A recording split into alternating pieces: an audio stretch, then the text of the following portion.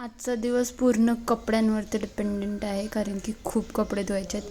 Good morning.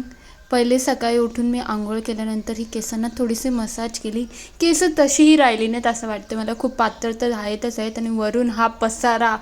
देवा, मी हे कपडे बघून बघून वैतागली होती. मी जितके दिवस तिकडे होती ना, मी कपडे धुण्याचा कंटाळा केला होता आणि त्याच्याचमुळे आता हे सगळं माझ्या अंगावरती आहे की धुवायचं तर आहेत. म्हणून कपडे व्यवस्थित करून 2 वेगवेगळ्या सेक्शनमध्ये डिवाईड करते कारण की व्हाईट्सला खूप वेळा माझ्याकडून कलर लागलेला आहे. त्याच्यामुळे पहिले मंदिरात जाऊन आली. इतक्या दिवसानंतर मंदिरात जाऊन खूप म्हणजे खूप छान वाटलं.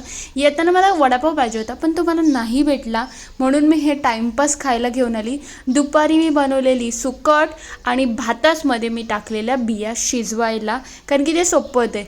कपडे बघून बघूनच ना माझं जीव असं अर्ध होत होतं की आता हे सगळं कधी होईल आणि त्याच्यामध्ये गरम मरणाचं होत होतं.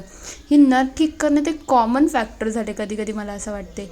इकडे कपडे धुवून झाले होते आणि मी भाजी आणि खिचडी भात आहे आणि ही भाजी बनवलेली.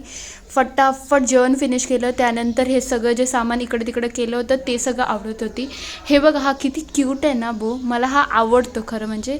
त्यानंतर बिया संपवल्या. सगळं आवरण्यावरतीच आजचा दिवस आहे खरं म्हणजे, कारण की काहीच समजत नव्हतं काय करावं ना काय नाही. त्याच्यामध्ये मी संध्याकाळी एक मस्तपैकी गोड चपाती बनवलेली आणि त्याच्याबरोबर मी जवल्याची चटणी बनवली होती.